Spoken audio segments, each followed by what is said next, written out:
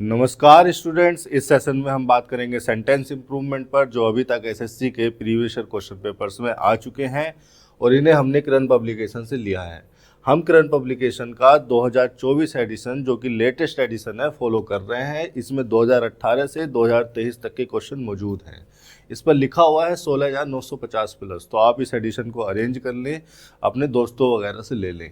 इसके अलावा हम जो भी यहाँ पर डिस्कस करते हैं उसको पीडीएफ की फॉर्म में, उन सेंटेंसेस को, उन क्वेश्चंस को पीडीएफ की फॉर्म में टेलीग्राम चैनल पर डाल देते हैं। और ये टेलीग्राम चैनल हमने अपने यूट्यूब चैनल से लिंक किया हुआ है। यूट्यूब चैनल के फ्रंट पेज पर इस टेलीग्राम चैनल का लिंक आपको मिल जाएगा, तो वहाँ से भी इन क्वेश्चंस को आप डाउनलोड कर सकते हैं। ठीक है, शुरू कर लेते हैं हमारी आज की वीडियो पे। 70 से पहले के सेंटेंस इंप्रूवमेंट हम पिछली 3 वीडियोस में निपटा चुके हैं। ये सेंटेंस इंप्रूवमेंट सेशन पर हमारी चौथी वीडियो है इस एडिशन से। तो इसके अलावा देखिए, हमने यहाँ पर हर क्वेश्चन के नीचे, जो भी क्वेश्चन हमारा हम डिस्कस करते हैं उसके नीचे हमने उस एग्ज़ाम का नाम डेट के साथ लिखा हुआ है। जैसे कि ये क्वेश्चन जो है SSC CHSL 10+2 Tier 1 CBE exam shift 3 27 मार्च 2018 वाले क्वेश्चन पेपर में आया हुआ है। तो आप इस एग्ज़ाम के नाम के हिसाब से और इस डेट के हिसाब से भी इन क्वेश्चंस को अपने वाले एडिशन में, अपनी वाली बुक में ढूंढ सकते हैं। चलिए शुरू कर लेते हैं। इस वीडियो का हमारा पहला सेंटेंस है 70वां, और bodies wisdom know what is best for us. देखिए, सेंटेंस तो आसान है, लेकिन आसान से आसान सेंटेंस में भी बहुत कुछ ऐसा होता है जो जानने समझने लायक होता है। तो कुछ भी हम इग्नोर नहीं करेंगे, कुछ भी हम स्किप नहीं करेंगे। हमें अभी अपने ग्रामर की जो अंडरस्टैंडिंग है, जो कॉन्सेप्चुअल अंडरस्टैंडिंग है, अभी हमें उस पर काम करना है। अभी हमें क्वेश्चंस के नंबर से मतलब नहीं है। ऐसा नहीं है कि हमने 2000 सेंटेंस लगा लिए तो हमारा सिलेक्शन हो जाएगा, या हमने किरण पब्लिकेशन को 2 बार लगा दिया, 1 बार MB पब्लिकेशन को लगा दिया तो हमारा सिलेक्शन हो जाएगा। नहीं, एग्जामिनर 2, 4, 5 सेंटेंस, 2, 4, 5 क्वेश्चन एग्जाम में ऐसे रख देगा जो आपके प्रीवियस ईयर से हटके होंगे, जो आपके रटे रटाए रूल रेगुलेशन फॉर्मूले से हटकर होंगे। आपका दिमाग घूम जाएगा और आप कंपटीशन से बाहर। तो अपनी कॉन्सेप्चुअल अंडरस्टैंडिंग पर ज़रा काम कीजिए। प्रैक्टिस तो हम अभी करेंगे और ज़ोरदार प्रैक्टिस करेंगे। क्या लिखा हुआ है? अवर बॉडीज विजडम। देखिए, ये जो अवर है ये डिटर्मिनर लगाया गया है, और जो डिटर्मिनर लगाए जाते हैं वो पॉजेसिव के लिए लगाए जाते हैं। ये जो अवर आया है ये बॉडी के लिए आया है, ना कि विजडम के लिए। विजडम हो गया पजेशन नाउन। तो इस प्रकार से ये जो है पूरे की पूरी नाउन फ्रेज कहलाएगी, और नाउन फ्रेज यहाँ पर सब्जेक्ट के फंक्शन में होगी। ऑब्जेक्ट और कॉम्प्लीमेंट यहाँ पर बन नहीं सकती है। मैं फिर से रिपीट कर रहा हूँ कि जितने भी डिटर्मिनर या कोई आर्टिकल लगाए जाते हैं वो पॉजेसिव नाउन के लिए लगाए जाते हैं, अवर बॉडी के लिए लगाया गया है। विजडम के लिए तो अवर बॉडी अपोस्ट्रोफी एस ये पूरा लगाया गया है। इस अवर बॉडी में पॉजेसिव फंक्शन को जनरेट किया गया है अपोस्ट्रोफी एस लगाकर। तो अवर बॉडीज विजडम हो गया पजेशन, ये हो गया पजेसिव, पूरी एक नाउन फ्रेज हो गई जो कि सब्जेक्ट के फंक्शन में है। अब देखिए, ये जो सब्जेक्ट है विजडम हमारा, ये हमारा नाउन है और ये अनकाउंटेबल नाउन है, तो इसको सिंगुलर की तरह ही ट्रीट किया जाना चाहिए। जो अनकाउंटेबल नाउन होता है, हालांकि उसमें सिंगुलर प्लूरल का मतलब नहीं होता, लेकिन उनको सिंगुलर ही कंसिडर किया जाता है, एक यूनिट ही कंसिडर किया जाता है। तो इस हिसाब से यहाँ पर नो नहीं नोज आ जाना चाहिए था। पहला ऑप्शन इसका ठीक हो जाता, बाकी के सारे ऑप्शन गलत हैं। देखिए, नोइंग कभी भी बिना बी के साथ नहीं आता है। बी की कोई फॉर्म होती है, उसी के साथ वर्ब की आईएनजी फॉर्म लगाई जाती है। बी की कोई भी फॉर्म हो सकती है, इज़-एम-आर, वाज-वर, ठीक है। तो उसके साथ ही वर्ब की आईएनजी फॉर्म आती है जब वो मेन वर्ब की आईएनजी फॉर्म जब मेन वर्ब हो। और ये नॉन वर्ब की थर्ड फॉर्म ये भी हैज़, हैव या हैड के साथ ही आती है जब ये मेन वर्ब हो। तो ये ऑप्शन भी गलत हो गया, नो इम्प्रूवमेंट भी नहीं था, पहला ऑप्शन सही हो गया। हालांकि ये जो नोज है ये ट्रांजिटिव वर्ब है, और ट्रांजिटिव वर्ब को अपना ऑब्जेक्ट चाहिए। कहाँ है वो ऑब्जेक्ट? ये पूरी की पूरी जो क्लोज है, इसी को तो जानने की बात की जा रही है। तो ये पूरी की पूरी क्लोज इस नोज ट्रांजिटिव वर्ब का ऑब्जेक्ट हो रही है, हैंस इसको कहूँगा मैं नाउन क्लोज। ये हो गई हमारी नाउन क्लोज। अब देखिए, नाउन क्लोज में आपको सबसे पहले मिलेगा व्हाट, जो कि एक कंजंक्शन का काम भी कर रहा है और एक प्रोनाउन का काम भी कर रहा है। कैसे कर रहा है प्रोनाउन का काम? क्योंकि सब्जेक्ट हो रहा है। सब्जेक्ट हो रहा है किसके लिए? इस प्रेडिकेट के लिए। जो सबऑर्डिनेट क्लोज है, what is best for us, इसका सब्जेक्ट क्या है? व्हाट है। अब देखिए, व्हाट यहाँ पर एक सब्जेक्ट भी है, मतलब प्रोनाउन के फंक्शन में है, और एक कंजंक्शन के काम भी कर रहा है। बाकी आगे को उसका प्रेडिकेट लिखा हुआ है। इस यहाँ पर लिंकिंग वर्ब होगी, बेस्ट एडजेक्टिव लग गया, फॉर प्रीपोजिशन, और प्रीपोजिशन के बाद उसका ऑब्जेक्ट हो गया। सिंटैक्स मीनिंगफुल है, सिंटैक्टिकल है, ग्रामेटिकली जस्टिफाइबल है। हमें ध्यान देना है इस वर्ड पर कि वर्ड में ऐसा क्या है कि वो कंजंक्शन की तरह भी काम कर गया और प्रोनाउन की तरह भी काम कर दिया। ऐसे प्रोनाउन जो कंजंक्शन की तरह भी काम कर जाते हैं उन्हें तो रिलेटिव प्रोनाउन कहा जाता है। आपने पढ़ा होगा कि जो प्रोनाउन सबऑर्डिनेट क्लोज के सब्जेक्ट ऑब्जेक्ट हो जाते हैं और कंजंक्शन का काम भी कर रहे होते हैं उनको रिलेटिव प्रोनाउन कहते हैं। हु, हुम, विच, डैट, चारों के चारों रिलेटिव प्रोनाउन की कैटेगरी में आते हैं।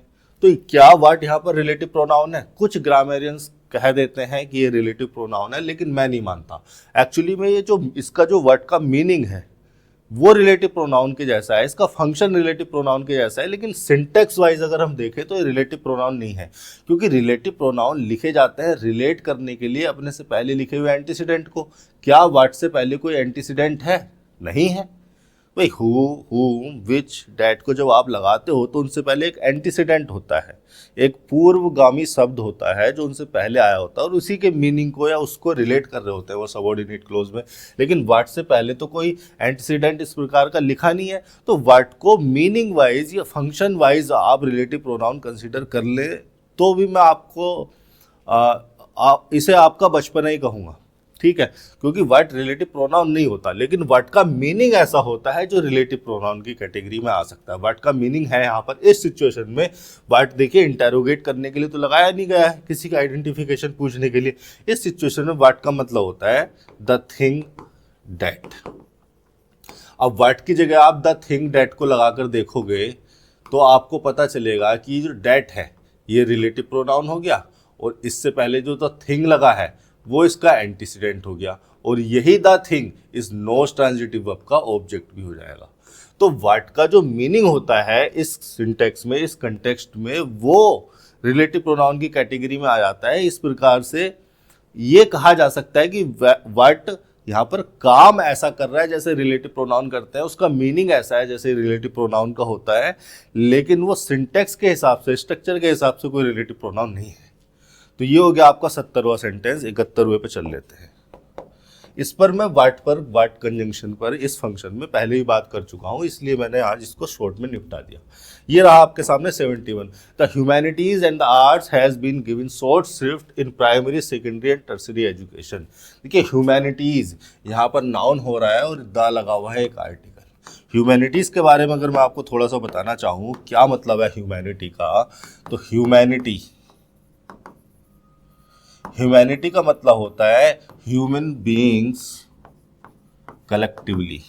ह्यूमन बीइंग्स कलेक्टिवली जितने भी लोग हैं इस दुनिया में उन सबको ह्यूमैनिटी कंसीडर किया जा सकता है।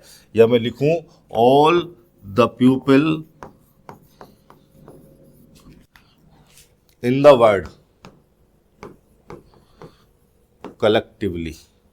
कलेक्टिवली उन लोगों को सबको ह्यूमैनिटी कंसीडर किया जा सकता है। और इसी मीनिंग में दोनों एक ही जैसे मीनिंग लिखे हैं मैंने, सिमिलर मीनिंग है। इसी मीनिंग में ह्यूमैनिटीज भी हो सकता है, ठीक है। हालांकि जब सारे लोगों को एक ही यूनिट कंसीडर कर लिया तो प्लूरल का सेंस नहीं बनता, लेकिन हाँ किसी इमेजिनरी वर्ल्ड में, किसी मूवी में अलग अलग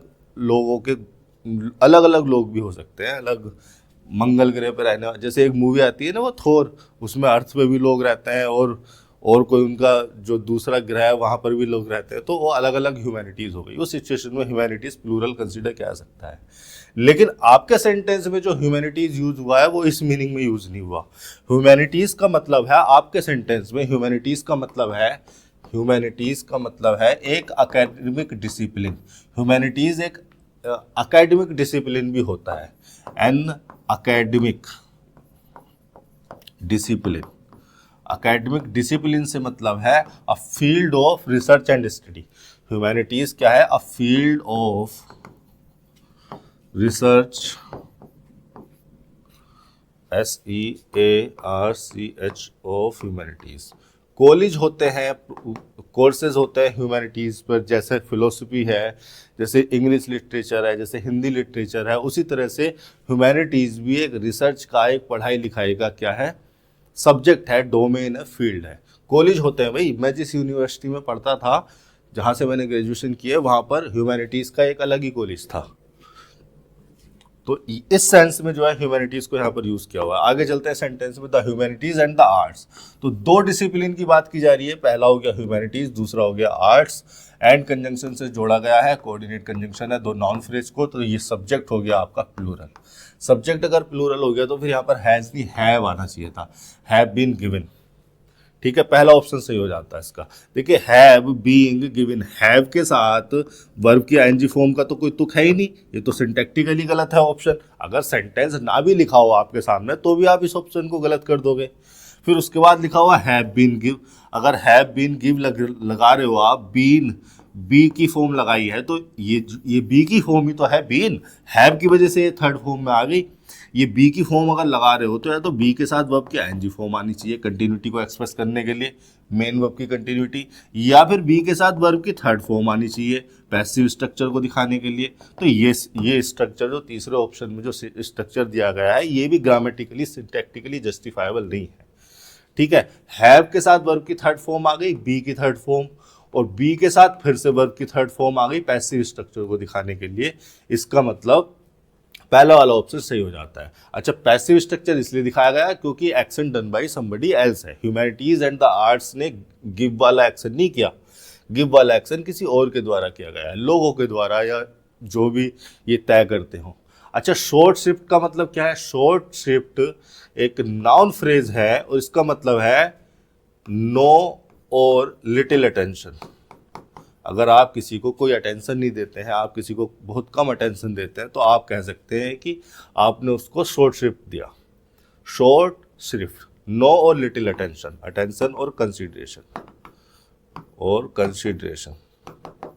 तो यही कहा जा रहा है आपसे कि ह्यूमैनिटीज एंड द आर्ट्स जो है वो बहुत कम अटेंशन उनको दी गई है।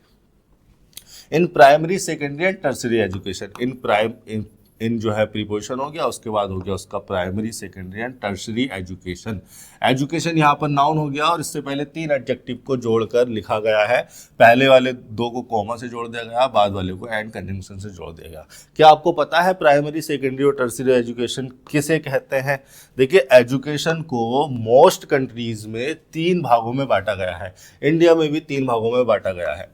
पहली हो गई प्राइमरी, दूसरी हो गई सेकेंडरी और तीसरी हो गई टर्शरी। फटाफट जान लेते हैं।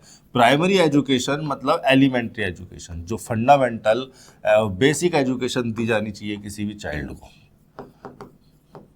वो होती है 6 से 14 साल के बच्चों के लिए, 1 से 8th क्लास तक। 1 से 8वीं क्लास तक जो एजुकेशन दी जाती है वो प्राइमरी एजुकेशन में आती है या एलिमेंट्री एजुकेशन में आती है। राइट टू एक्ट इंडिया ने बनाया हुआ है, कॉन्स्टिट्यूशनल राइट है इंडिया के लोगों का, इंडियन सिटीजन का, कि उनको 1 से 8th क्लास तक की एजुकेशन मिले। सेकेंडरी एजुकेशन को भी दो भागों में बांटा गया है, lower secondary, higher secondary. Lower secondary का मतलब हो गया 9वीं क्लास और 10वीं क्लास, ये लोअर सेकेंडरी में आ जाती है। और हायर सेकेंडरी का मतलब हो गया 11वीं क्लास और 12वीं क्लास, ये हायर सेकेंडरी में आ गई।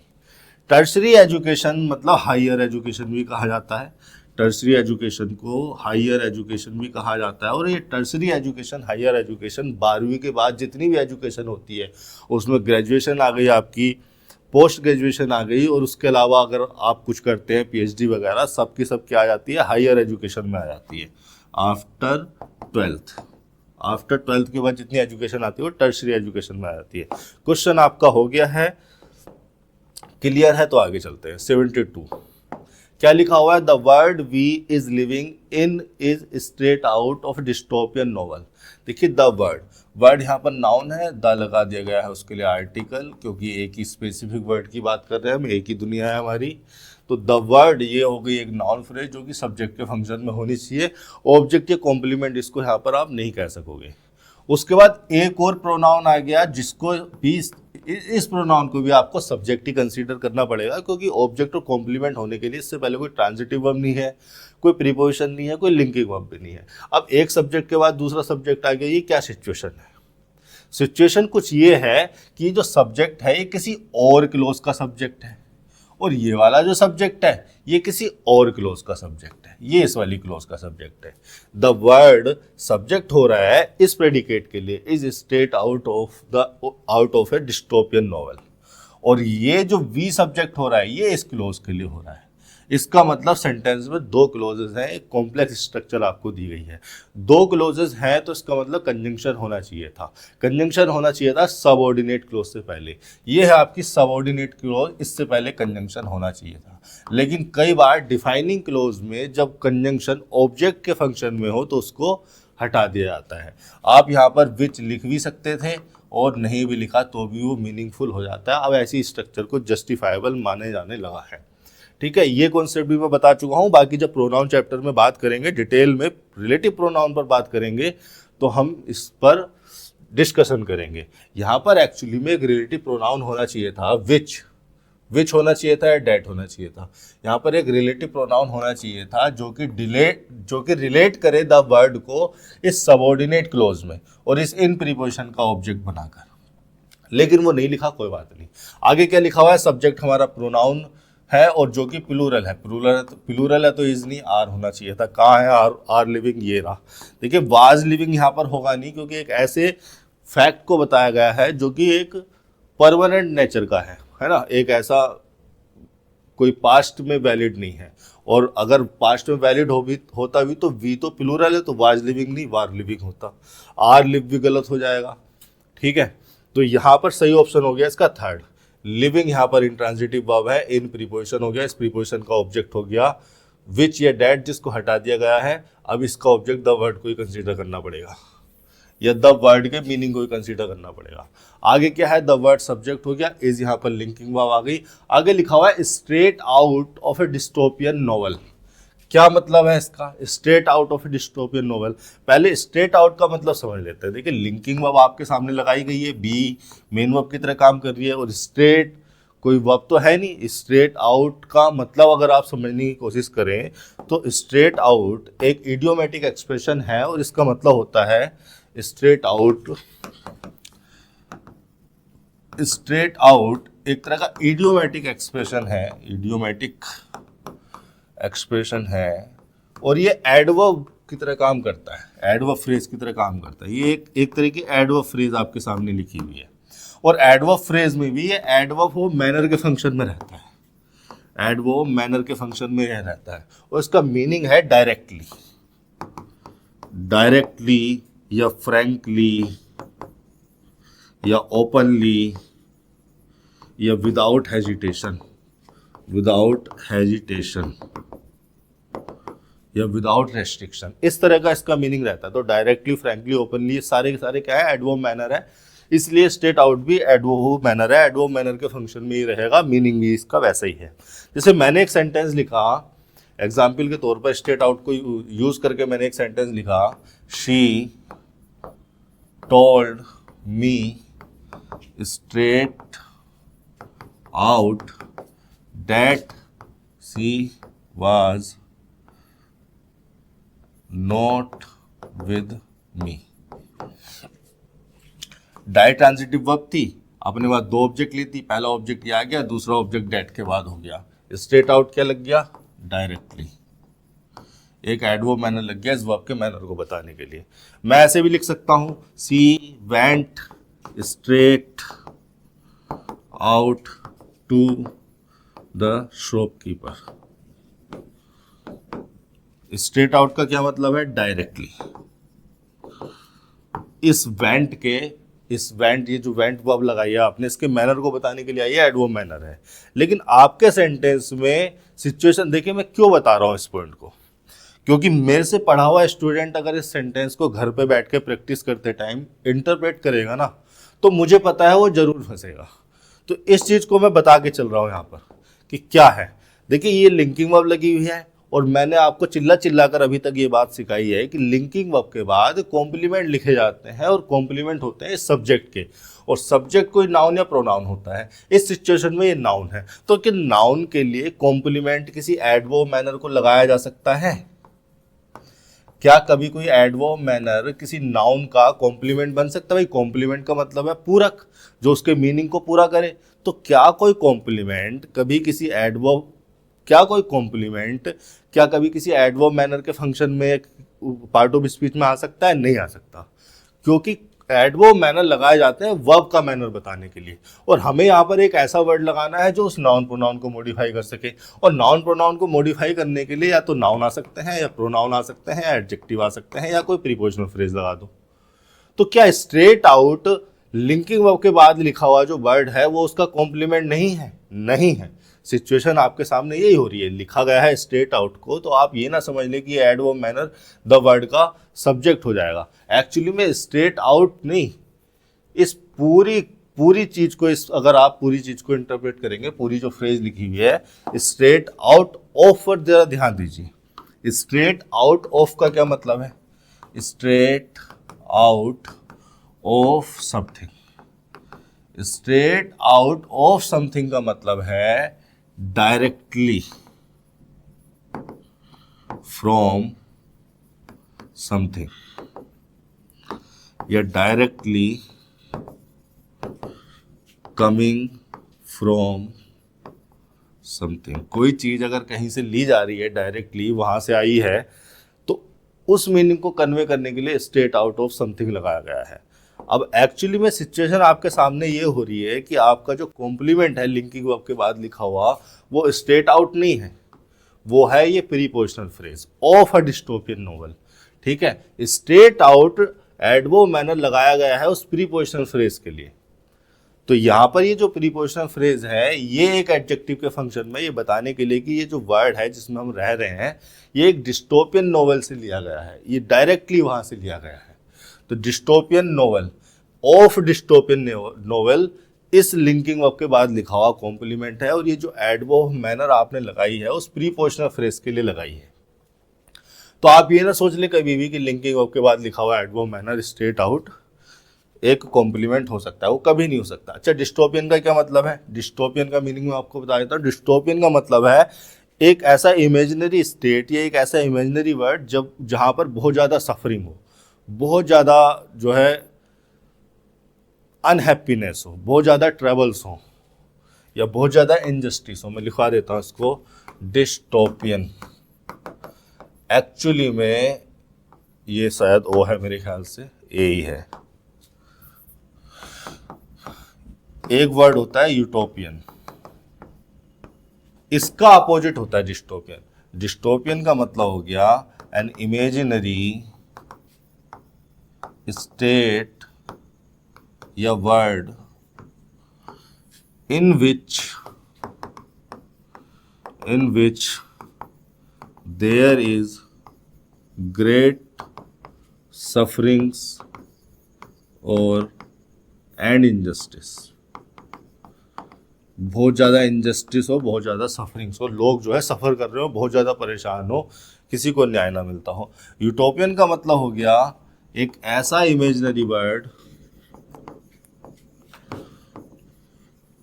या स्टेट जिसमें in which everything is perfect, everyone is happy, everyone works well, जिसमें सब खुश हो, सब बढ़िया चल रहा हो, सब अच्छे से अपना काम कर रहे हो, कोई करप्शन ना हो, कोई किसी को परेशान ना कर रहा हो, कोई क्राइम ना हो, सब अपने अपने काम में ध्यान देते हो, सब खुश हो, किसी को कोई दुख ना हो। ऐसे वर्ड को, ऐसे इमेजिनरी वर्ड या स्टेट को आप यूटोपियन कह सकते हैं। मेरे ख्याल से एक राइटर थे जॉर्ज ऑरवेल, उन्होंने एक नोवेल लिखा था, उस नोवेल में उन्होंने इन शब्दों का इस्तेमाल किया था, यूटोपियन, डिस्टोपियन, मेरे ख्याल से, मैं श्योर नहीं हूँ। In which everything is perfect, everyone is happy and works well, works well. ये तो मेरे ख्याल से प्रीवियस ईयर में आए हुए वर्ड होंगे। तो ये हो गया आपका 72, इसका जो है थर्ड ऑप्शन सही है, बाकी तो यूं ही है। 73 पर चल लेते हैं। क्या लिखा हुआ है? He began to ask about his enemies who had been hunting him. He यहाँ पर प्रोनाउन यानी कि सब्जेक्ट हो गया, बिगेन मेन वर्ब लगी हुई है, वर्ब की सेकंड फॉर्म लगी हुई है और ट्रांजिटिव फंक्शन में है, इसीलिए इसके बाद जो लिखा हुआ है वो इसका ऑब्जेक्ट होगा। क्या बिगिन किया, ये पूछना बिगिन किया उसने। ऑब्जेक्ट क्या है हमारा, इन्फिनेटिव लगा हुआ है। इन्फिनेटिव भी नॉन फाइनाइट वर्ब भी होते हैं, तो वर्ब का एट्रीब्यूट आस्क में है। आस्क को हमने देखा तो यहाँ पर इंट्रांजिटिवली यूज हुई है, हो सकती है। उसके बाद लिखा हुआ इंट्रांजिटिव है तो उसके बाद ऑब्जेक्ट ना आके प्रीपोजिशन लिखा हुआ है, प्रीपोजिशन के बाद उसका ऑब्जेक्ट लिखा हुआ है हिज एनिमीज। एनिमीज जो है, हिज एनिमीज एक नाउन फ्रेज हो गई, अबाउट प्रीपोजिशन का ऑब्जेक्ट हो गई। Who had been hunting him, who यहाँ पर एक रिलेटिव प्रोनाउन लगाया गया है और लगाया गया है एनिमीज के लिए जो कि उसका एंटीसीडेंट है, और रिलेटिव प्रोनाउन लग गया यहाँ पर, ये हो गया सब्जेक्ट, सब्जेक्ट के फंक्शन में आ गया, आगे इसका प्रेडिकेट लिखा हुआ है who had been hunting him. Had been, देखिए हैड प्लस वर्ब की थर्ड फॉर्म प्लस वर्ब की आईएनजी, यानी कि पास्ट परफेक्ट कंटिन्यूअस में सबऑर्डिनेट क्लोज को ले जाया गया है। हालांकि कोई टाइम फ्रेज यहाँ पर नहीं लिखी, कोई ड्यूरेशन यहाँ पर नहीं लिखी, कोई पॉइंट ऑफ टाइम यहाँ पर नहीं लिखा, लेकिन ये जो एक्टिविटी दी गई है इसी को यहाँ पर वो पॉइंट मानना होगा जहाँ तक कि पास्ट में कंप्लीशन हुआ। प्रेजेंट ये हो गया प्रेजेंट का पॉइंट, इसी पॉइंट पर जो है आप रिपोर्ट कर रहे हैं इस सेंटेंस को, और ये वो पॉइंट हो गया जब उसने बिगिन वाला काम किया। क्या काम किया, बिगिन टू आस्क वाला काम किया ही ने। और ये हैड बीन हंटिंग वाला काम इससे पहले से चल रहा होगा, तो इसी पॉइंट को वो पॉइंट माना गया है जहां पर वो पार्शियल कंप्लीशन, उस ड्यूरेशन का पार्शियल कंप्लीशन माना जा सकता है। Who had been hunting him, तो इसीलिए perfect continuous, past perfect continuous justifiable है। तो सही लिखा है, हंटिंग जो है एक ट्रांजिटिव वर्ब है, ट्रांजिटिव वर्ब है तो उसके बाद उसका ऑब्जेक्ट लिखा है। ऑप्शन देख लेते हैं, वैसे तो नो इंप्रूवमेंट होना चाहिए। इज बीन हंटिंग, देखिए ऑप्शन पर अगर आप ध्यान दोगे ना तो ऑप्शन सिंटैक्टिकली ही गलत लिखे होते हैं। बी प्लस वर्ब की third form, be plus verb की थर्ड फॉर्म।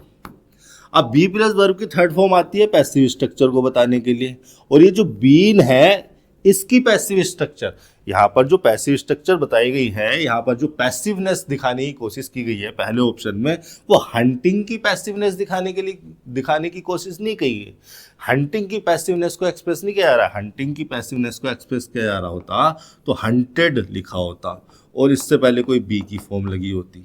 ठीक है, तो यहाँ पर पैसिव नेस दिखाई गई है इस बीन की। अब ये जो बी होती है ये होती है एक तरह से लिंकिंग वर्ब, या तो लिंकिंग वर्ब होगी या हेल्पिंग वर्ब होगी। हेल्पिंग वर्ब में क्या पैसिवनेस दिखाओगे, और जब ये लिंकिंग वर्ब होती है तो इसके बाद कॉम्प्लीमेंट आता है, कोई ऑब्जेक्ट नहीं आता।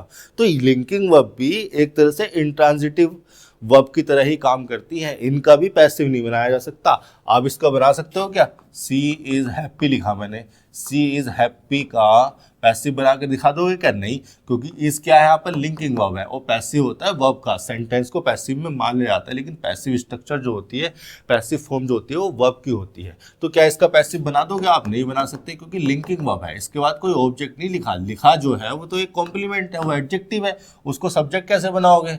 तो ये लिंकिंग वर्ब भी पैसिव एसिव में आ नहीं पाती है, और अगर इसको हेल्पिंग वर्ब मानोगे तो भी इसका पैसिव नहीं बना सकते। ये सिचुएशन इसने वाज बीन हंटिंग में कर रखी है। भाई बी प्लस वर्ब की थर्ड फॉर्म लगाने का क्या मतलब था, क्या वो बी को पैसिव बनाना चाह रहा है, पैसिव बनी नहीं पाएगी वो। हैड बीन हंटेड, ठीक है, had been hunted structure wise तो सही है। देखिए हैड के साथ वर्ब की थर्ड फॉर्म लिख दी कंप्लीशन को एक्सप्रेस करने के लिए, फिर बी के साथ वर्ब की थर्ड फॉर्म लिख दी पैसिव स्ट्रक्चर को दिखाने के लिए। अब ये पैसिवनेस किस वर्ब की दिखाई गई है, अब पैसिवनेस दिखाई गई है हंटेड वर्ड की। ये जो हंट वर्ब है आपकी, इसको पैसिव स्ट्रक्चर में ले जाया गया तीसरे ऑप्शन में। तो क्या हंट को पैसिव में ले जाया जाना चाहिए, भाई हंट एक ट्रांजिटिव वर्ब है, उसके बाद उसका ऑब्जेक्ट लिखा है। अगर किसी ट्रांजिटिव वर्ब के बाद उसका ऑब्जेक्ट लिखा हुआ है, इसका मतलब उसको एक्टिव फॉर्म में होना चाहिए, मतलब सिंटैक्टिकली ये स्ट्रक्चर सही है, लेकिन जैसे इसके बाद हिम लगेगा तो ये गलत हो जाएगा। तो ये ऑप्शन भी आपका गलत है, नो इंप्रूवमेंट हो गया। कोई भी ट्रांजिटिव वर्ब, अगर किसी भी ट्रांजिटिव वर्ब के बाद उसका ऑब्जेक्ट लिखा हुआ है तो उसको एक्टिव फॉर्म में होना चाहिए। ट्रांजिटिव वर्ब के बाद अगर ऑब्जेक्ट नहीं लिखा हुआ तो उसको चेक किया करो कि कहीं ये पैसिव स्ट्रक्चर में तो नहीं होनी है। पैसिव स्ट्रक्चर में होनी होगी तो वो ऑब्जेक्ट सब्जेक्ट बन गया होगा ना उसका, लेकिन यहाँ तो ऑब्जेक्ट लिखा हुआ है तो वो एक्टिव फॉर्म में सही है। 73 का हो गया फोर्थ ऑप्शन। 74 पर चल लेते हैं। क्या लिखा हुआ है, they will come if you will invite them. अरे यार, ये तो बहुत ही आसान क्वेश्चन है। यहाँ पर प्रोनाउन हो गया, सब्जेक्ट हो गया। आप देखिए विल लगाया गया है एक ऐसे एक्शन को जो कि फ्यूचर में हो जाएगा। विल लगाया जाता है विलिंगनेस के लिए, इंटेंशन के लिए, या जो एक्शन फ्यूचर में सर्टेन हो गए हो कि वो होंगे। तो दे विल कम फ्यूचर में होने वाले एक्शन को रिफर कर रहा है, इसलिए फ्यूचर इंडेफिनिट कह सकते हैं इसको। कम यहाँ पर हो गया मेन वर्ब। अब इफ कंजंक्शन का यूज करके एक कंडीशनल क्लोज को लगाया गया है। एक क्लोज लिखी गई है जो कि एक कंडीशन के रूप में है। अच्छा, ये जो कंडीशन क्लोज होती है ये एक ऐसे एक्शन को बताती है जो कि प्रोबेबल है, संभव है, जो हो सकता है। अगर ये हो सकता है तभी तो ये पॉसिबल है। भाई ये वाला काम कब होगा? जब वो कंडीशन फुलफिल हो जाएगी जिस कंडीशन पे इसका होना डिपेंड करता है। एक्चुअली में कंडीशनल सेंटेंसेस में ये होती है कंडीशन। जो इफ क्लोज होती है इसको कहते हैं कंडीशन, और ये जो मेन क्लोज होती है ये होती है इस कंडीशन का रिजल्ट। तो अगर रिजल्ट ऐसा है जो हो सकता है, जो होगा फ्यूचर में, तो इसका मतलब कंडीशन भी ऐसी होगी जो कि प्रोबेबल हो। तो इसको दिखाने के लिए यहां पर फ्यूचर नहीं, इनवाइट लगाएंगे। इसको बनाया जाता है प्रेजेंट इंडेफिनिट में, उस एक ऐसी कंडीशन बताने के लिए जो कि प्रेजेंट में हो सकती है और उस पर एक एक्शन डिपेंड करता है जो फ्यूचर में होगा, उसको प्रेजेंट इंडेफिनिट में। ये हो गया फर्स्ट ऑप्शन। इनवाइटेड देम नहीं, यू आर इनवाइटिंग देम नहीं, नो इम्प्रूवमेंट नहीं। यू इनवाइटेड देम में आपने वर्ब की सेकंड फॉर्म यूज कर दी तो पास्ट सब्जेक्टिव मूड यूज कर दिया, और पास्ट सब्जेक्टिव मूड लगाया जाता है कंडीशनल सेंटेंसेस में एक इम्प्रोबेबिलिटी या एक इमेजिनेशन को एक्सप्रेस करने के लिए। फिर यहाँ पर विल नहीं, वुड होता इमेजिनेशन को एक्सप्रेस करने के लिए। तो ये हो गया आपका 74, इसका हो गया फर्स्ट ऑप्शन। आगे चल लेते हैं 75। He should not have carry so many passengers. ठीक है, ही यहाँ पर प्रोनाउन हो गया जो कि सब्जेक्ट के फंक्शन में है। शुड लग गया यहाँ पर मोडाल एक सजेशन देने के लिए। शुड मोडाल को लगाया गया है ही को सजेशन देने के लिए। उसके बाद लग गया नोट एक एडवर्ब है जो कि मेन वर्ब से पहले लगना चाहिए, या फिर हेल्पिंग वर्ब, दो हेल्पिंग वर्ब आ गई तो उनके बीच में लग जाता है। ठीक है, दो हेल्पिंग वर्ब आ गई, कंपाउंड हेल्पिंग वर्ब फ्रेज आ गई तो उसके बीच में लग जाता है। फिर हैव कैरी, देखो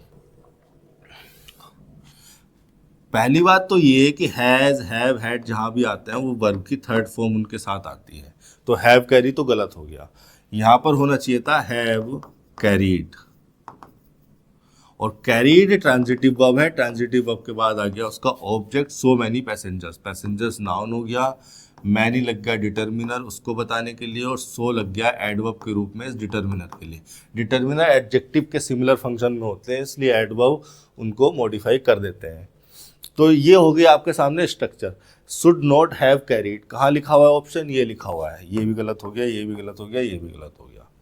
तो ये सही स्ट्रक्चर है, ये सही सेंटेंस हो गया। पहले ऑप्शन के साथ इस सेंटेंस को सही करेंगे। लेकिन एक पॉइंट आप यहाँ पर सोचिए कि एक तरफ तो आप सजेशन दे रहे हैं शुड लगाकर, दूसरी तरफ आप कंप्लीशन बता रहे हैं।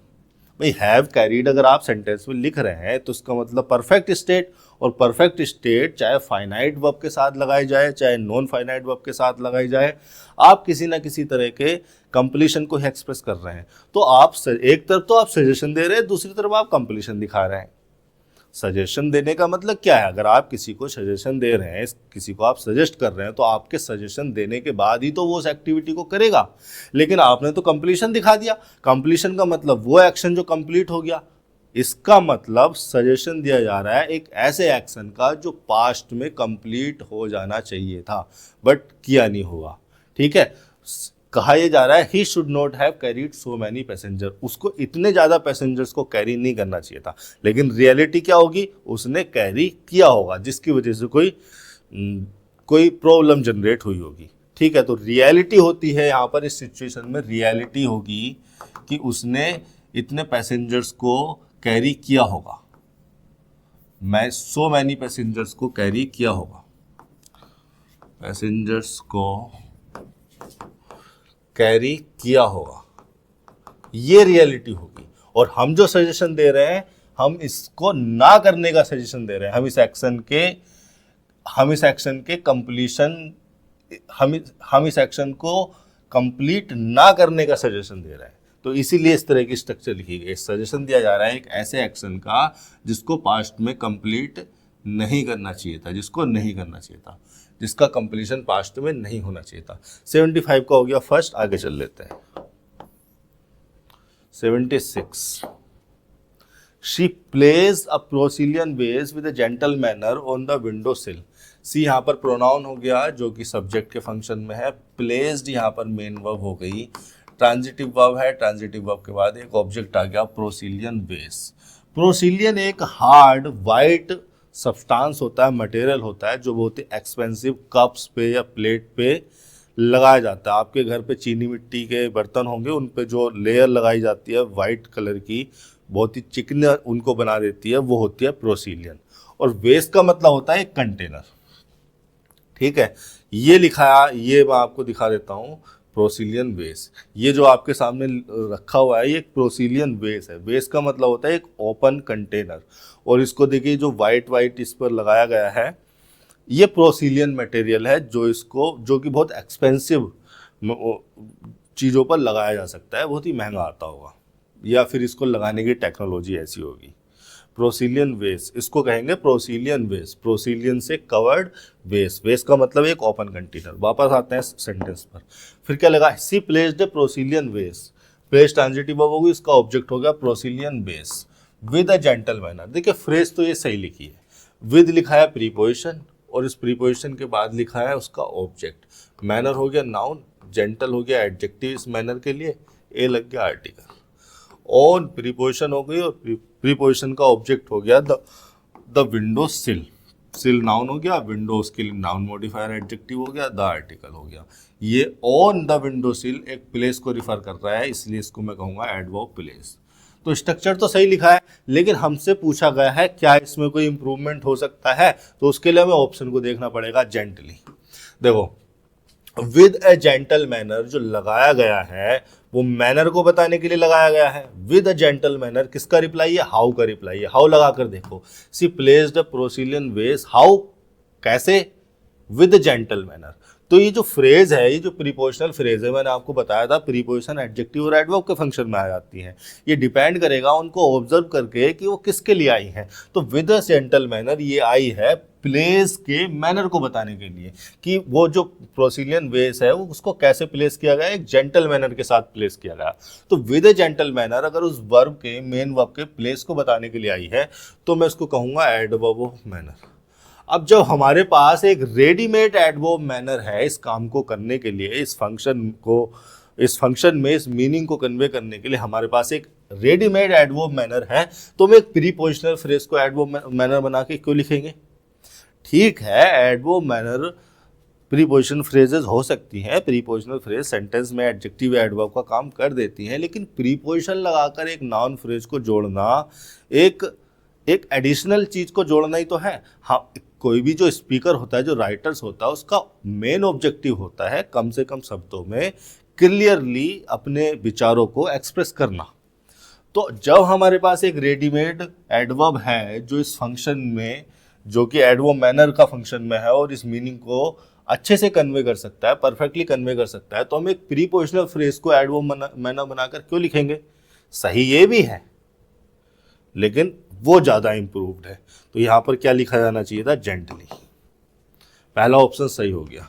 इन जेंटलनेस तो मीनिंगलेस हो जाएगा, इन ए जेंटल स्टाइल भी सही हो जाता, लेकिन वही बात है जब विद अ जेंटल मैनर को नहीं लिख रहे तो इन ए जेंटल स्टाइल क्यों लिखेंगे, जेंटली सही हो जाएगा।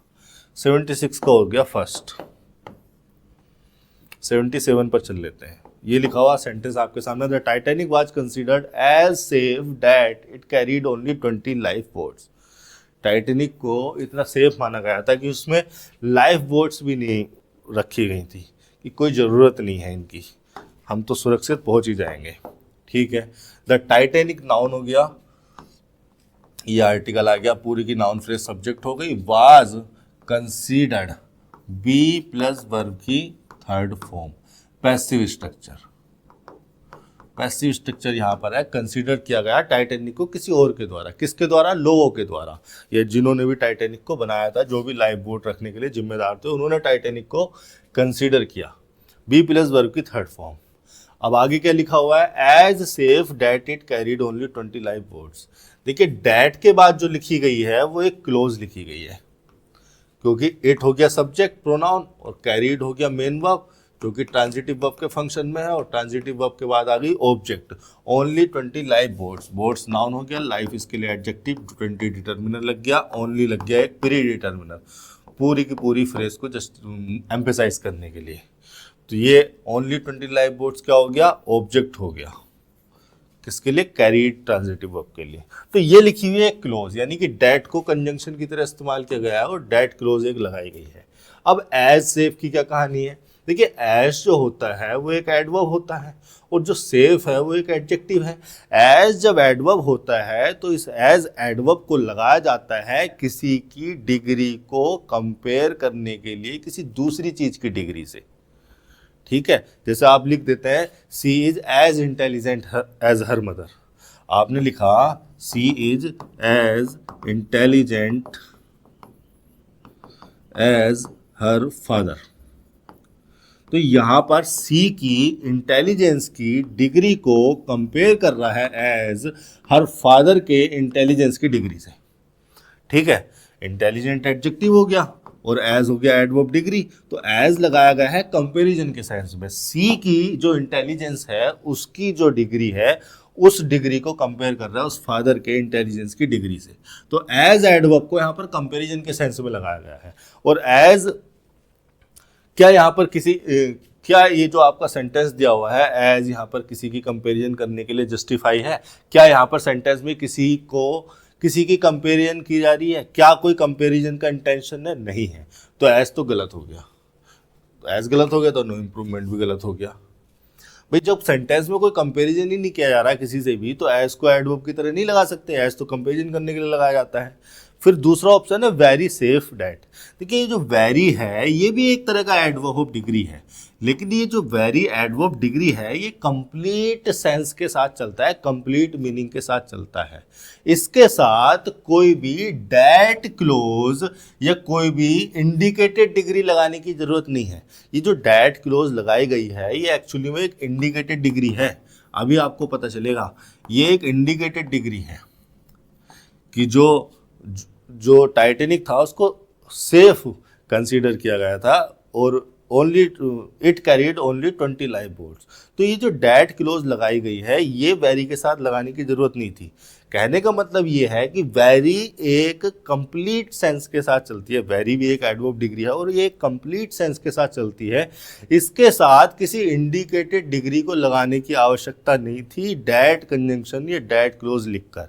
एक्चुअली में डैट कंजंक्शन या डैट क्लोज लिखकर एक इंडिकेटेड डिग्री को लगाने की आवश्यकता पड़ती है सो एडवर्ब के साथ, क्योंकि सो एडवर्ब रिफर करता है एक इंडिकेटेड डिग्री को। अब इनफॉर्मल कम्युनिकेशन में तो ये इंडिकेटेड डिग्री लिसनर के सिचुएशन से या कंटेक्स्ट से फैमिलैरिटी पर डिपेंड करती है। फैमिलैरिटी से समझ जाता है लिसनर की, लिसनर आपके सामने खड़ा है, सिचुएशन उसको पता है, कंटेक्स्ट उसको पता है, तो उस सिचुएशन की कंटेक्स्ट की फैमिलियरिटी से लिसनर समझ जाता है कि किस इंडिकेटेड डिग्री को रिफर कर रहा है सो। लेकिन फॉर्मल कम्युनिकेशन में जब हम सो एडवर्ब डिग्री का इस्तेमाल करते हैं तो हम एक इंडिकेटेड डिग्री को रिफर कर रहे होते हैं। उस इंडिकेटेड डिग्री को रिफर करने के लिए, उस इंडिकेटेड डिग्री को मेंशन करने के लिए डैट क्लोज को लिखा जाता है। तो यहाँ पर आ जाना चाहिए था सो सेफ डैट, एस की जगह हो जाना चाहिए था सो सेफ डैट। सो सेफ, तो सो ने रिफर किया सेफ की एक डिग्री को, और वो डिग्री क्या है, इंडिकेटेड डिग्री है, और वो डिग्री, उस इंडिकेटेड डिग्री को यहाँ पर हमें डैट क्लोज से मेंशन करना पड़ता है। इसीलिए ये कहा जाता है कि सो के साथ डैट क्लोज अवश्य आती है फॉर्मल कम्युनिकेशन में। फोर्थ ऑप्शन सही हो गया इसका, तीसरा ऑप्शन भी गलत हो गया। देखिए तीसरा ऑप्शन इसलिए गलत हो गया मेरे भाइयों, एक सेफ एक एडजेक्टिव है। अब इस एडजेक्टिव को मॉडिफाई करने के लिए आपने मच को एडवर्ब डिग्री के रूप में लगा दिया, सो को भी एडवर्ब डिग्री के रूप में लगा दिया। एक ही एडजेक्टिव की डिग्री को इम्प्रूव करने के लिए, मॉडिफाई करने के लिए आपने दो अलग अलग नेचर के एडवर्ब डिग्री को लगा दिया। भाई सेफ एक एडजेक्टिव है, उसको मॉडिफाई करने के लिए एडवर्ब डिग्री लगानी थी, वो बात सही है, लेकिन एक ही एडजेक्टिव की डिग्री को मॉडिफाई करने के लिए आपने दो अलग अलग नेचर के, दो अलग अलग मीनिंग के एडवर्ब डिग्री को लगा दिया। अब ये दो अलग अलग नेचर के, दो अलग अलग मीनिंग के जो एडवर्ब डिग्री हैं, ये कॉन्ट्राडिक्शन को जनरेट करेंगे। भाई क्या कंसीडर करोगे, सेफ मच है या सेफ उस डिग्री में है जिस डिग्री को सो इंडिकेट कर रहा है डेट कंजंक्शन के द्वारा, डेट क्लोज के द्वारा? इन दोनों में से कौन सा वाला जस्टिफाई करोगे, कौन सा वाला सही मानोगे कि सेफ मच है या सेफ उस डिग्री में है जिस डिग्री को सो इंडिकेट कर रहा है डेट क्लोज लिखकर? तो ये ऑप्शन भी गलत हो गया। हालांकि सो के साथ मच आ जाता है, लेकिन वो एक अलग सिचुएशन होती है। मैंने लिखा I love you so much, I love you so much. पहली बात तो ये जो स्टेटमेंट मैं लिख रहा हूँ ये इनफॉर्मल कम्युनिकेशन में सही है। जिस प्रेमिका को, जिस लड़की को, जिस लड़के को आप ये बात बोल रहे हो वो जानता है, सिचुएशन से फेमिलियर है, कंटेक्स्ट उसको पता है कि आप सो के द्वारा किस डिग्री को इंडिकेट कर रहे हो। लेकिन अगर आप इसको फॉर्मल कम्युनिकेशन में कहीं लिख रहे हो या किसी को बोल रहे हो जो उस सिचुएशन से फेमिलियर नहीं है, उस कंटेक्स्ट से फेमिलियर नहीं है, तो आपको सो के द्वारा जो इंडिकेटेड डिग्री है उसको डेट क्लोज के साथ लिखना चाहिए। भाई एक एग्जाम्पल सोचिए, एक सिचुएशन, एक जरा इमेजिन करिए, आप एक ऐसी लड़की को I love you so much बोल रहे हैं या एक ऐसे लड़के को I love you so much बोल रहे हैं जो आपको जानता है, तो उसको पता है कि सो के द्वारा आप किस डिग्री को इंडिकेट कर रहे हैं। आप एक अनजान लड़की को जाके बोल रहे हैं, कोई लड़की रास्ते में मिली, आप उसको जाके बोल रहे हैं I love you so much. अब वो तो अनजान है, उसको तो नहीं पता कि आप उससे वाकई में कितना उसको लाइक करते हैं या चाहते हैं, तो वो तो सिचुएशन से फैमिलियर नहीं है, उसको तो कंटेक्स्ट का नहीं पता है। तो अगर आप उसको बोल रहे हैं, एक अनजान लड़की को बोल रहे हैं, तो वो सिचुएशन से फैमिलियर नहीं है, उसके दिमाग में एक क्वेश्चन मार्क बनेगा सो से रिलेटेड कि सो किस डिग्री को इंडिकेट कर रहा है, और उस क्वेश्चन मार्क को सेटिस्फाई करने के लिए आपको डेट क्लोज यहां पर लगानी पड़ेगी। बेसिक सा एग्जाम्पल है, ठीक है। तो ये सेंटेंस आप लिखते हैं, बोलते हैं I love you so much, informal communication में सही है, वो भी ऐसे पर्सन को जो पर्सन सिचुएशन से फैमिलियर हो, कंटेक्स्ट को जानता हो। अब देखो यहाँ पर ये जो मच है ये एक एडवर्ब डिग्री है, और ये एडवर्ब डिग्री लगाया गया है इस लव की डिग्री को इम्प्रूव करने के लिए। सो एडवर्ब को लगाया गया है, सो भी एक एडवर्ब डिग्री है, सो एडवर्ब डिग्री को लगाया गया है इस मच की डिग्री को बताने के लिए। तो सो मच एक साथ आ जाते हैं, लेकिन वहां पर मच किसी और के लिए है, सो मच के लिए आया है। आपके सिचुएशन में आपको जो ऑप्शन दिया गया है वहां पर मच भी सेफ के लिए आ गया, सो भी सेफ के लिए आ गया, ये कॉन्ट्राडिक्शन जनरेट करेगा। तो ये ऑप्शन तीसरा वाला गलत है। 77 का हो गया 4। 78 पर चल लेते हैं। We saw some farmers to till their fields. देखिए वी यहाँ पर प्रोनाउन हो गया जो कि निश्चित तौर पर सब्जेक्ट के फंक्शन में होगा। सा यहाँ पर मेन वर्ब हो गई और वर्ब की सेकंड फॉर्म है, ट्रांजिटिव नेचर की वर्ब है, ट्रांजिटिव नेचर की वर्ब है, तो उसके बाद उसका ऑब्जेक्ट लिख दिया। अब देखिए आगे लिखा हुआ है टू टिल देयर फील्ड्स। अब टू टिल जो है ये लगा हुआ है 2 + V1 इन्फिनेटिव। अब इन्फिनेटिव वाले जो एक्शन होते हैं वो एक्शन होते हैं मेन वर्ब के बाद होने वाले एक्शन। क्या यहाँ पर इस मीनिंग को कन्वे करने की कोशिश की जा रही है कि पहले हमने फार्मर्स को देखा, उसके बाद उन्होंने अपने फील्ड्स को टिल करना स्टार्ट किया। टिल का मतलब जोतना वगैरह होता है। तो हमने पहले फार्मर्स को देखा, कुछ फार्मर्स को देखा, फिर उन्होंने उसको टिल करना स्टार्ट किया, जोतना स्टार्ट किया। क्या इस तरह के मीनिंग को कन्वे करने की कोशिश की जा रही है? नहीं। अगर आप ऑब्जेक्टिव मीनिंग को, ऑब्जेक्ट कंटेक्स्ट को पकड़ पाते हैं, आप समझ पाते हैं, तो आपको ये पता चल रहा होगा कि जो इन्फिनेटिव है ये यहाँ पर मीनिंगफुल नहीं है। अच्छा, एक सेंटेंस में आपके सामने लिखूं इस तरह से, जैसे मैंने लिखा 100 की जगह सजेस्टेड कर दिया, we suggested some farmers to till their fields, ये लिख दिया मैंने। तो अब ये सेंटेंस मीनिंगफुल है क्योंकि यहां पर सजेस्ट कर रहा हूं मैं ट्रांजिटिव वर्ब है फार्मर्स को, और मेरे सजेस्ट करने के बाद वो टिल करना स्टार्ट करेंगे।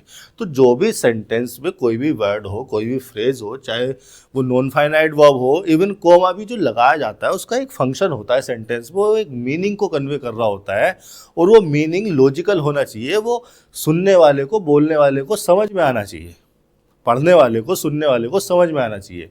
अगर वो लॉजिकल नहीं है और वो मीनिंगफुल नहीं हो रहा तो फिर उसको लिखने का क्या मतलब है सेंटेंस में? इसका मतलब वो गलत लिखा है। भाई यहाँ पर तो सही है कि पहले मैं फार्मर्स को सजेस्ट करूंगा, मेरे सजेस्ट करने के बाद वो टिल करना स्टार्ट करेंगे, लेकिन यहाँ इस सेंटेंस में देखोगे तो क्या कोई तुक बन रहा है कि पहले मैंने उन्हें देखा फिर उन्होंने फील्ड को टिल करना स्टार्ट किया? इस टू टिल का उससे कोई लॉजिक नहीं, उसका कोई कनेक्शन नहीं बन रहा। एक्चुअली में यहाँ पर इस मीनिंग को कन्वे करने की कोशिश ही नहीं की जा रही। यहाँ पर जिस मीनिंग को कन्वे करने की कोशिश की जा रही है वो ये है कि जब हमने फार्मर्स को देखा वो टिलिंग कर रहे थे, है ना, हमने फार्मर्स को जब हमने फार्मर्स को देखा तब वो टिलिंग कर रहे थे। तो यहाँ पर इन्फिनेटिव नहीं, यहाँ पर आना चाहिए present participle. Present participle adjective के फॉर्म में होता है, प्रेजेंट पार्टिसिपल एडजेक्टिव के फंक्शन में होता है और प्रेजेंट पार्टिसिपल यहाँ पर लगाया गया है सम फार्मर्स के लिए। प्रेजेंट पार्टिसिपल एडजेक्टिव के फंक्शन में होता है और यहाँ पर ये एडजेक्टिव हो रहा है फार्मर्स नाउन के लिए। और प्रेजेंट पार्टिसिपल जिस नाउन के लिए लगाए जाते हैं वही उनका डूअर होता है और प्रेजेंट में उस पॉइंट पर, जिस पॉइंट पर मेन वर्ब है उसी पॉइंट पर वो इस काम को कर रहा होता है। प्रेजेंट पार्टिसिपल चूंकि वर्ब की आईएनजी फॉर्म में होते हैं तो ये डायरेक्ट इनडायरेक्ट वे में कंटिन्यूटी को एक्सप्रेस कर ही देते हैं और ये कंटिन्यूटी को एक्सप्रेस करते हैं उस पॉइंट पर जिस पॉइंट पर मेन वर्ब वाला एक्शन हुआ। यानी कि जब वी ने फार्मर्स को देखा, ये सा वाला एक्शन हुआ, उसी पॉइंट पर वो फार्मर्स जो है टिलिंग कर रहे थे। ठीक है, टिल वाला काम बैकग्राउंड में चल रहा था। तो यहाँ पर आना चाहिए प्रेजेंट पार्टिसिपल, यानी कि दूसरा ऑप्शन सही होगा। पहला गलत हो गया, तीसरा गलत, चौथा गलत। देखिए अगर टू बी टिलिंग लिखेंगे तो भी आप इन्फिनिटिव ही यूज कर रहे हैं अब, लेकिन यहाँ पर आपने इन्फिनिटिव को कंटिन्यूअस स्टेट में ले जाने की कोशिश की, लेकिन जब इन्फिनिटिव ही जस्टिफाइबल नहीं है तो कंटिन्यूटी को कैसे जस्टिफाई करोगे? टू टिलिंग दियर फील्ड्स अगर आप लिख रहे हैं तो इसका मतलब टू को आप प्रीपोजिशन कंसीडर कर रहे हैं और प्रीपोजिशन के बाद टिलिंग को आपने ऑब्जेक्ट यानी कि जीरेंड बनाया हुआ है। यहाँ पर किसी प्रीपोजिशन फ्रेज की जरूरत भी नहीं थी। ऐसा नहीं है कि टिलिंग जो है कोई डेस्टिनेशन है और टू हमने लगा दिया उस डेस्टिनेशन को, उस लास्ट पॉइंट को रिफर करने के लिए। तो फोर्थ ऑप्शन भी गलत हो गया, इसका दूसरा सही है। देखो यहाँ पर एक ऑप्शन और सही हो सकता था अगर टिलिंग, अगर एक पांचवा ऑप्शन आपको ये दिया होता टिल दियर फील्ड्स, तो ये ऑप्शन भी सही हो जाता। ये एक्चुअली में क्या है? ये है बेयर इन्फिनिटिव। चलो इस कॉन्सेप्ट पर बात कर ही लेते हैं कि ये ऑप्शन कैसे सही हो जाता। देखो मैंने एक सेंटेंस लिखा, आई सॉ अ गर्ल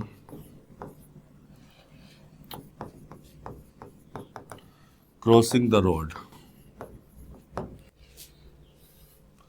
फिर मैंने एक सेंटेंस लिखा, ये ऐसे ही रहा, बस क्रॉसिंग द रोड की जगह मैंने क्रॉस द रोड कर दिया। क्या डिफरेंस है? मैंने यहां पर, ये तो हमारी मेन वर्ब हो गई, फाइनाइट वर्ब। मैंने यहां पर सेंटेंस में दो नॉन फाइनाइट वर्ब यूज किए हैं और पहली नॉन फाइनाइट वर्ब है प्रेजेंट पार्टिसिपल एडजेक्टिव और ये जो है ये है एक बेयर इन्फिनिटिव। बेयर इन्फिनिटिव मतलब अनकवर्ड इन्फिनिटिव। बेयर का मतलब होता है जिसको कवर ना किया गया हो, अनकवर्ड का मतलब इसका टू हटा दिया गया। बस बेयर इन्फिनिटिव बेस फॉर्म में जो वर्ब होती है उसी को बेयर इन्फिनिटिव कह दिया जाता है, यानी कि बेस फॉर्म की वर्ब भी बेयर इन्फिनिटिव होती है। तो ऐसे ही बेस फॉर्म में क्रॉस को इस्तेमाल कर लिया, क्रॉस द रोड लिखकर। तो क्या डिफरेंस है, कौन सा वाला सही है? दोनों सही है, दोनों ही सेंटेंस सही है, लेकिन अलग अलग सिचुएशन में, अलग अलग कंटेक्स्ट में अलग अलग मीनिंग को रेफर करेंगे। देखो पहला मीनिंग समझ लेते हैं प्रेजेंट पार्टिसिपल से रिलेटेड। प्रेजेंट पार्टिसिपल एडजेक्टिव के फंक्शन में होता है और एडजेक्टिव लगाए जाते हैं किसी नाउन प्रोनाउन के लिए। तो कहाँ है वो नाउन? वो नाउन लिखा है इससे पहले। भाई यही तो क्रॉस कर रही थी। पहली बात तो ये कि वो नाउन इससे पहले लिखा है। दूसरी बात मैंने ये बताई थी कि प्रेजेंट पार्टिसिपल वर्ब के आईएनजी फॉर्म में होते हैं, डायरेक्ट इनडायरेक्ट वे में कंटिन्यूटी को एक्सप्रेस कर ही देते हैं। तो यहाँ पर ये जो क्रॉसिंग है ये भी कंटिन्यूटी को एक्सप्रेस कर रहा है और ये कंटिन्यूटी को कब एक्सप्रेस कर रहा है? जब मेन वर्ब वाली एक्टिविटी हुई। कहने का मतलब ये है कि ये रोड है, और लड़की ने यहाँ से जो है क्रॉस करना स्टार्ट किया होगा, लड़की जा रही है, चल रही है, क्रॉस कर रही है, और यहाँ कहीं पे 100 वाली एक्टिविटी हो गई, यहाँ कहीं पे देख लिया। तो जब देखा गया तो उसकी क्रॉसिंग इनकम्प्लीट थी, यानी कि क्रॉसिंग वाला काम चल रहा था। तो कहने का मतलब ये है कि जो क्रॉसिंग वाला काम है, जिसको हमने प्रेजेंट पार्टिसिपल एडजेक्टिव की फॉर्म में लिखा है, अ गर्ल उसका नाउन है और अ गर्ल ही उसका डूअर भी है। अ गर्ल नाउन के लिए वो इस्तेमाल हुई है, अ गर्ल उसका सब्जेक्ट है एक तरीके से, और अ गर्ल उसका डूअर भी है, यानी कि ये क्रॉसिंग वाला काम कौन कर रही है? गर्ल कर रही है। यानी कि जब 100 वाली एक्टिविटी हुई तो क्रॉसिंग वाला काम उसी पॉइंट पर चल रहा था। हालांकि स्टार्ट उसने पहले कहीं किया होगा और कहीं पर जाकर वो उसको ख़त्म करेगी इस पॉइंट पर जाकर, लेकिन जब 100 वाली एक्टिविटी हुई तो क्रॉसिंग वाला काम चल रहा था। यहाँ से उसने स्टार्ट किया, वो चल रही है, यहाँ उसको देख लिया गया। तो जब देखा गया तो ये क्रॉसिंग वाला काम उसी पॉइंट पर गोइंग ऑन था। ये हो गया प्रेजेंट पार्टिसिपल का मतलब। I saw a girl crossing the road. अब अगर मैं क्रॉस द रोड लगाता हूं तो ये है एक वर्ब बेस फॉर्म में, और ये एक एक्शन को रिप्रेजेंट करती है। ठीक है, ये भी एक एक्टिविटी को रिप्रेजेंट कर रही है, लेकिन ये कंटिन्यूअस एक्टिविटी को रिप्रेजेंट कर रही है। क्रॉस वर्ब एक कंप्लीट एक्शन को रिप्रेजेंट करती है, एक कंप्लीट एक्शन को। और कंप्लीट एक्शन का मतलब है कि अब मैंने उसको किसी एक स्पेसिफिक पॉइंट पर क्रॉस करते हुए नहीं देखा, अब मैंने उसकी इस पूरी एक्टिविटी को देखा। जब मैंने देखा तो उसने यहाँ से स्टार्ट किया और वो यहाँ तक गई। अब मैंने उसकी पूरी इस एक्टिविटी को देखा। तो यहाँ पर जब मैंने देखा, जब 100 वाली एक्टिविटी हुई तो मैंने इस पूरी यहाँ से मैंने देखना शुरू किया और यहाँ तक मैं देखता रहा। उसके पूरे क्रॉस करने के लिए देखा है। होता है ना, आपके छोटे भाई बहन, आपके बच्चे आपके सामने से निकलते हैं तो आप उनको देखते हैं कि ठीक से रोड क्रॉस कर रहे हैं कि, तो आपने उनका पूरा रोड क्रॉस करना देखा। और यहाँ पर क्या है, मैंने उनको बीच में कहीं रोड क्रॉस करते हुए देख लिया। जब मैंने उनको देखा तो बीच में कहीं वो किसी पॉइंट पर सड़क पर थे। यहाँ पर मैंने उनके पूरे रोड क्रॉस करने वाली एक्टिविटी को देखा। तो इस मीनिंग को कन्वे करने के लिए हम बेयर इन्फिनिटिव लगा देते हैं, इस मीनिंग को कन्वे करने के लिए हम प्रेजेंट पार्टिसिपल लगा देते हैं। और ऐसा मुख्यतः होता है परसेप्शन वाली वर्ब्स के साथ, जैसे सी, वॉच, हियर, फील, नोटिस। जो परसेप्शन वाली वर्ब्स होती है उनके साथ मुख्यतः ऐसा होता है। और भी वर्ब है, लेट, मेक, बिड, हेल्प, इनके साथ हो जाता है। ETC लिख देता हूं मैं, ये मुख्यतः वो वर्ब है जो मैंने ऑब्जर्व किया आपके कॉम्पिटिटिव एग्जाम में। इनके अलावा भी 2-4 वर्ब हो सकती हैं जो छूट गई हो मुझसे। तो यही है आपके सेंटेंस में। आपके सेंटेंस जो लिखा हुआ है यहाँ पर, टिलिंग दियर फील्ड्स भी सही हो जाता है, टिल दियर फील्ड्स भी सही हो जाता। 78 का दूसरा हो गया सेंटेंस, आपके सामने क्लियर हो गया। 79 पर चल लेते हैं। I wish you don't quarrel so much with your sister. देखिए, आई विश जो लगाया गया है वो एक इमेजिनेशन को एक्सप्रेस करने के लिए लगाया गया है।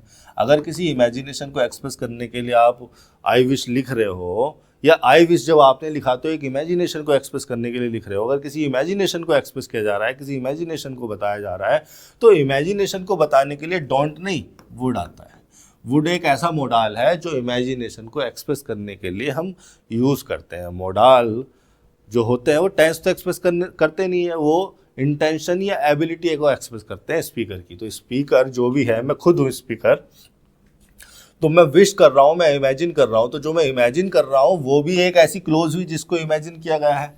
ये पूरी की पूरी इन्फॉर्मेशन एक ऐसी इन्फॉर्मेशन है जिसको इमेजिन किया गया है। तो इसमें मूड आ गया इमेजिनेशन का, तो वुड लगाऊंगा मैं यहाँ पर। वो वुड भी नहीं, वुडंट लगाऊंगा, क्योंकि नेगेटिव इमेजिनेशन थी। यू वुडंट क्वारल, क्वारल यहाँ पर हो गई इंट्रांजिटिवली। सो मच, फिर से यहाँ पर एडवर्ब डिग्री लग गया, मच क्वारल के लिए लग गया, सो मच के लिए लग गया adverb degree. With your sister, preposition, और प्रीपोजिशन के बाद उसका ऑब्जेक्ट। तो बाकी भी गलत हो जाएंगे। मस्ट तो ओब्लाइज सजेशन देने के लिए, ऑब्लिगेशन के लिए लगाया जाता है। आर नोट तो हम यहाँ पर टेंस को एक्सप्रेस ही नहीं कर रहे, इमेजिनेशन को एक्सप्रेस कर रहे हैं। नो इम्प्रूवमेंट भी नहीं। 79 का हो गया दूसरा। 80 पर चल लेते हैं। क्या लिखा हुआ है? The watchman did not hear the thieves to enter the building. The watchman, देखिए नाउन फ्रेज यहाँ पर सब्जेक्ट हो गई, डिड नॉट हेल्पिंग वर्ब हो गई, नोट एडवर्ब लग गया, मेन वर्ब से पहले हियर मेन वर्ब हो गई, और ट्रांजिटिव नेचर की वर्ब है, इसके बाद आ गया इसका object. To enter the building, देखिए फिर से वही सिचुएशन है जो मैंने अभी पिछले एक सेंटेंस में आपको समझाई थी। कहाँ है वो? ये वाला टू टिल देयर फील्ड्स वाला, यही सेम यही कॉन्सेप्ट जो है यहाँ पर आपको लगाकर दिया हुआ है। ठीक है, तो हियर ट्रांजिटिव वर्ब है, उसके बाद उसका ऑब्जेक्ट है, परसेप्शन नेचर की वर्ब से, परसेप्शन नेचर की वर्ब से, तो उसके बाद उसका ऑब्जेक्ट आ गया। अब देखो ऐसा सिचुएशन नहीं है यहाँ पर कि पहले थीव्स को हियर कर लिया, पहले थीव्स को सुन लिया, ऑब्जर्व कर लिया, नोटिस कर लिया, देख लिया और उसके बाद वो बिल्डिंग में एंटर करेंगे। ऐसे मीनिंग को, हाँ सिचुएशन ऐसी हो सकती है, लेकिन ऐसे मीनिंग को कन्वे करने के लिए यहाँ पर नहीं लिखा गया है। यहाँ पर हो जाना चाहिए था एंटरिंग, या तो आप प्रेजेंट पार्टिसिपल लगाओ या फिर आप एंटर लगाओ, enter the building, bare infinitive लगाओ या फिर प्रेजेंट पार्टिसिपल लगाओ।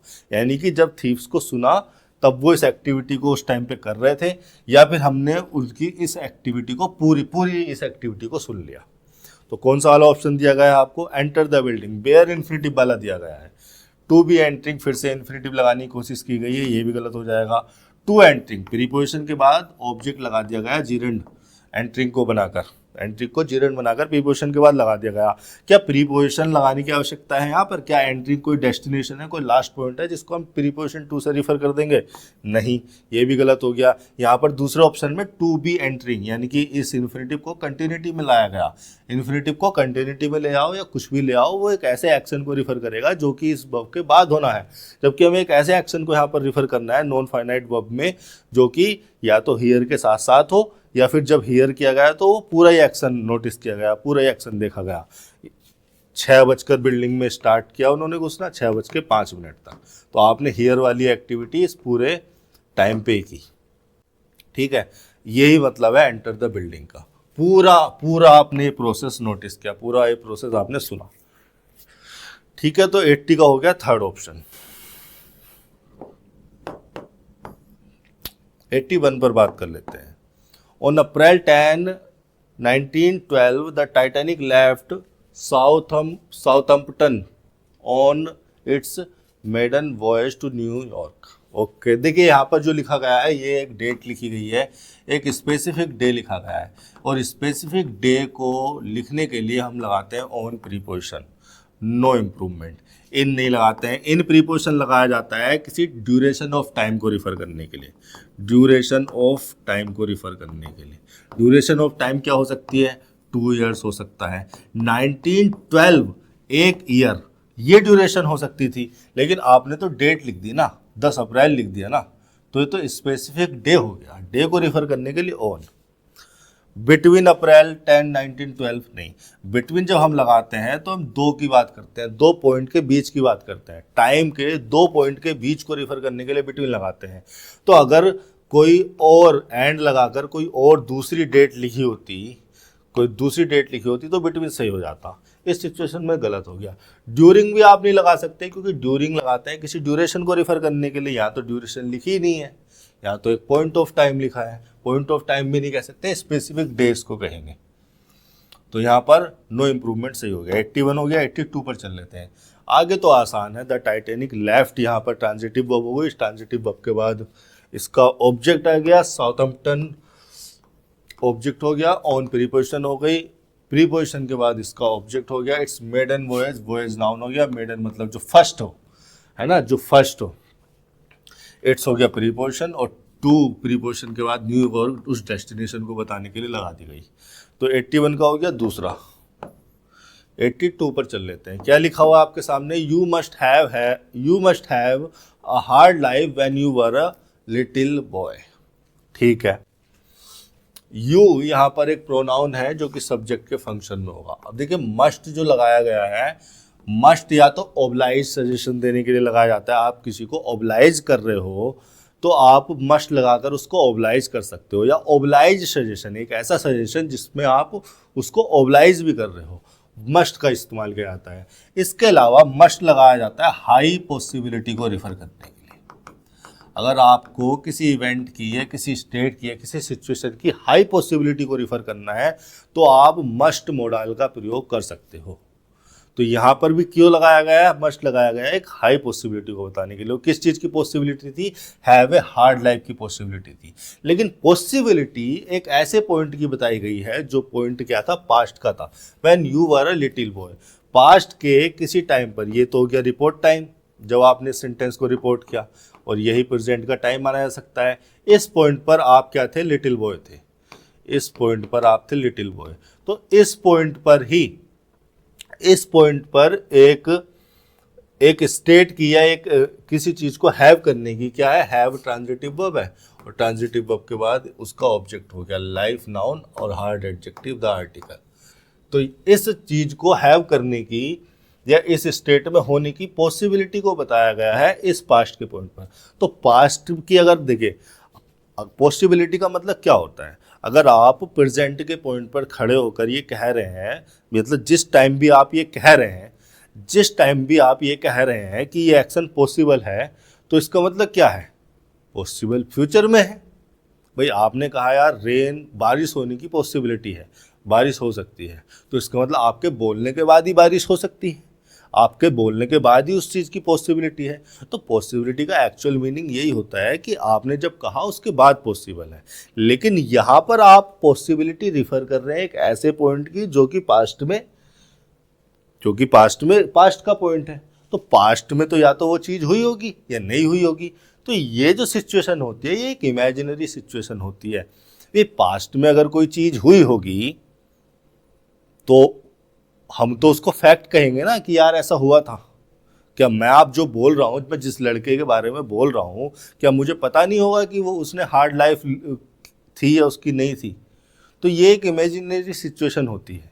अब you must have a hard life when you were a little boy, यानी कि पास्ट के किसी पॉइंट की, पास्ट में किसी पॉइंट पर किसी भी एक्शन की पॉसिबिलिटी को अगर आप रिफर कर रहे हैं तो आप उसके साथ कंप्लीशन को एक्सप्रेस करते हैं। जैसे अभी शुड के साथ कंप्लीशन को एक्सप्रेस किया था पास्ट के किसी पॉइंट पर सजेशन देने के लिए। तो पास्ट में किसी भी एक्शन की जो है पॉसिबिलिटी को बताने के लिए आप क्या लगाते हैं, कंप्लीशन, हैव प्लस वर्ब की थर्ड फॉर्म, इस फ्रेज का यूज करते हैं। मोडाल के साथ हैव प्लस वर्ब की थर्ड फॉर्म आ जाती है। तो 82 का हो गया फर्स्ट। हैड टू लगाया जाता है ऑब्लिगेशन बताने के लिए, ऑब्लिगेशन को, नेसेसिटी को एक्सप्रेस करने के लिए। पास्ट के किसी पॉइंट पर अगर ऑब्लिगेशन है, नेसेसिटी है, तो आप हैड टू लगा सकते हैं, लेकिन यहाँ पर कोई ऑब्लिगेशन नहीं है।